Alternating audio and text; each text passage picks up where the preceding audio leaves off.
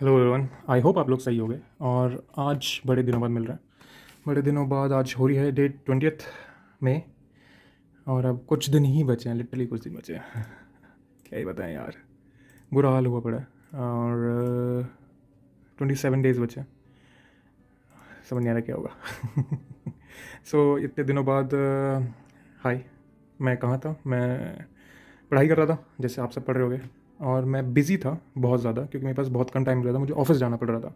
और मेरा मैनेजर सुन नहीं रहा था और मुझे वर्क फ्रॉम होम नहीं मिल रहा था, तो इसके लिए मुझे डेली ऑफिस जाना पड़ रहा था।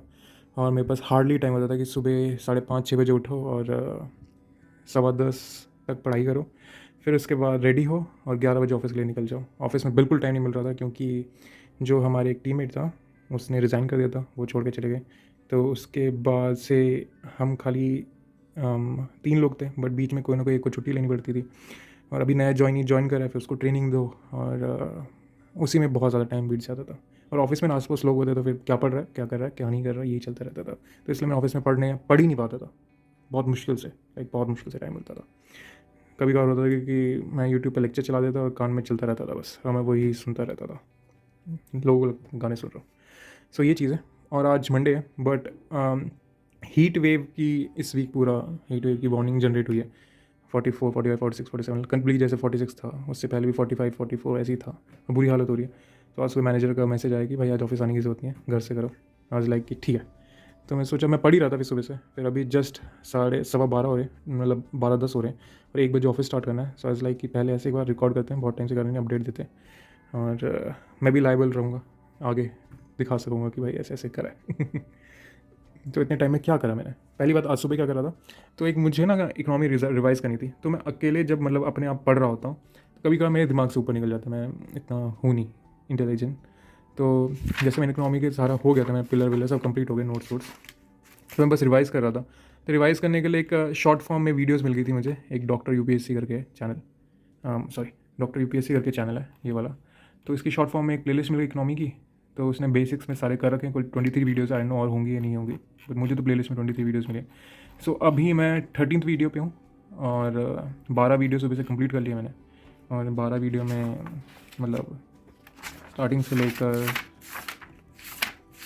फिर अभी चल रहा था ये बैंकिंग का। अभी क्या पढ़ रहा था, अभी सिट भी चल रहा था, हाँ देखे होगे आप।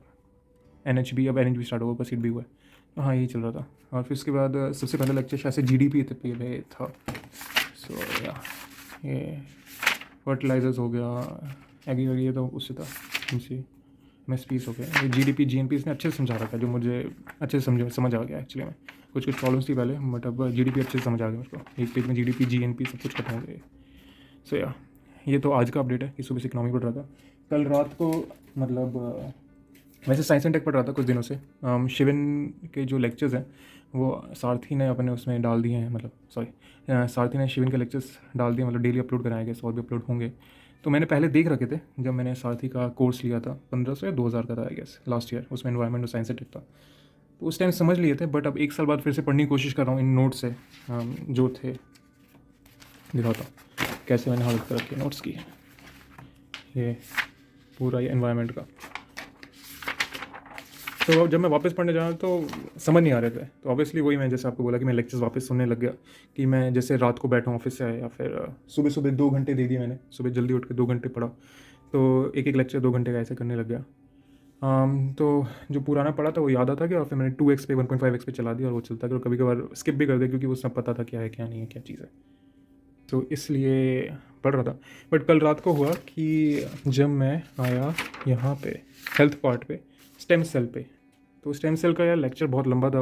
और आई नो, मुझे लगा पता नहीं, ऊपर से कल गर्मी भी हो रही थी, और मैं थका भी हुआ था। कल मार्केट में बहुत सारा टाइम लगा था, 2-3 घंटे मेरे को घर का सामान लेने में, और गर्मी इतनी ज़्यादा थी रात शाम को भी, तो मेरी हालत नहीं थी। तो मैं घर आके पढ़ने बैठा, तो मेरा दिमाग ऐसे ब्लैंक था, ब्लॉक था, कुछ नहीं घुस रहा था। सो एज लाइक, फिर मैं अपनी गर्लफ्रेंड से बात करने लगा। मैं सोच ही रहा था बात करते करते कि यार अपनी गर्लफ्रेंड की हेल्प ले सकता हूँ।